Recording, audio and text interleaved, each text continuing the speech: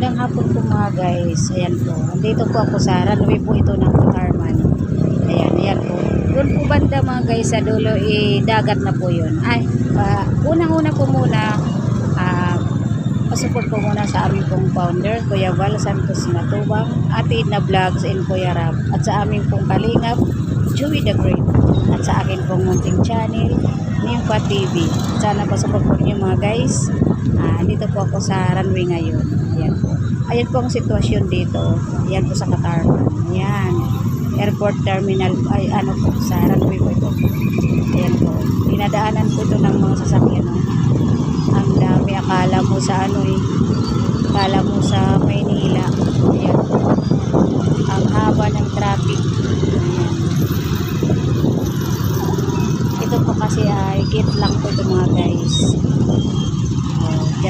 Yan po banda, doon na po yan mga guys, papuntang Katarman. Ayan. Sa kabilang gate ay doon po yan, meron po doon mga paninda na mga gulayin sa madaling araw. Doon po banda, doon sa kabilang gate. At dito na po dito sa kabila, ayun po. Ayan, papunta na po yan sa Dalakit. Ayan, Barangay Dalakit po mga guys. Ayan o. Ayan po ang sitwasyon dito. Akala po ninyo sa Maynila.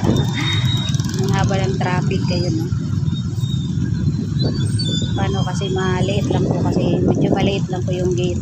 Kaya ayan naman doon po sa banda doon sa doon. Kabilang dulo ano po yan, papuntang Mulabi po Katarman. Ayan. Doon po yan sa highway. Ayan po.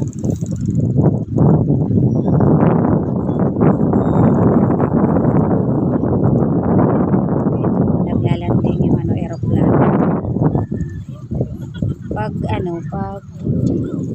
sa hapon, binubuksan po ito sa hapon. Yung gate na yan, sa hapon, binubuksan po yan. Ayan. Sa hapon, mga 3 PM. At isasarado po pag 7 PM. Alas 7 po ng gabi. At saka bubuksan naman po ito sa umaga. 7 AM na naman.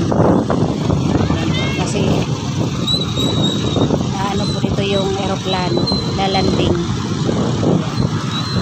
Yan lang po mga guys. Hanggang dito lang po muna at sana support po ng aking munting channel at aking